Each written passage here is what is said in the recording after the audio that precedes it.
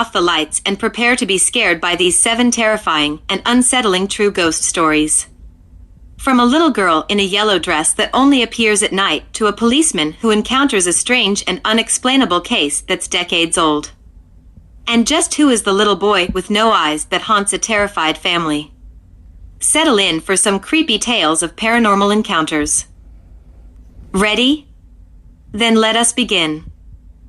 5. The Little Girl Who Lives in the Walls by Ron Rule.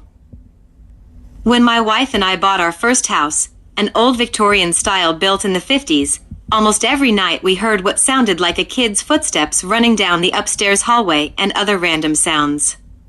My wife mentioned it to one of the neighbors and they said it was probably just peacocks on the roof. The house backed up to a conservation area where wild peacocks lived and they would occasionally get up on the rooftops. That answer made sense, so we basically got used to it and eventually ignored it. Less than a year later our son was born, and when he was 1 he would balance all of his toys on top of other toys and made them spin, literally found the center of balance of various toys and would walk in a circle around the room giving each a gentle touch to keep it rotating. It was the weirdest and coolest thing I had ever seen.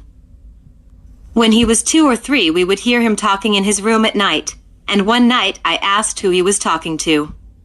He said Tracy. I asked who is Tracy, and he says the girl who lives in the wall.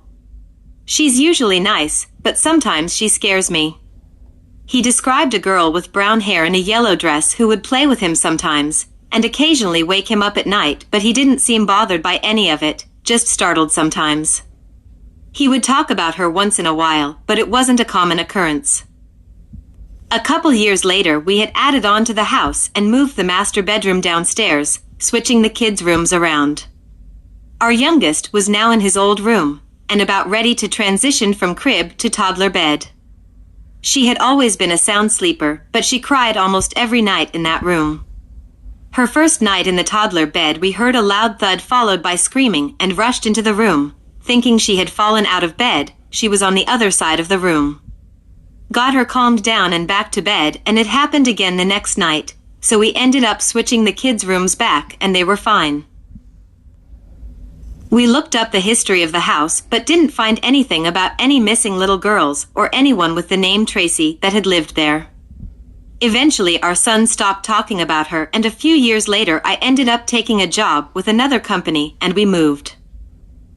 The house was empty for a few months after we moved, and the neighbor across the street called my wife one day, said about a week after we left she thought she saw our daughter looking out the window, so she waved to her, and then she remembered we didn't live there anymore. Intro.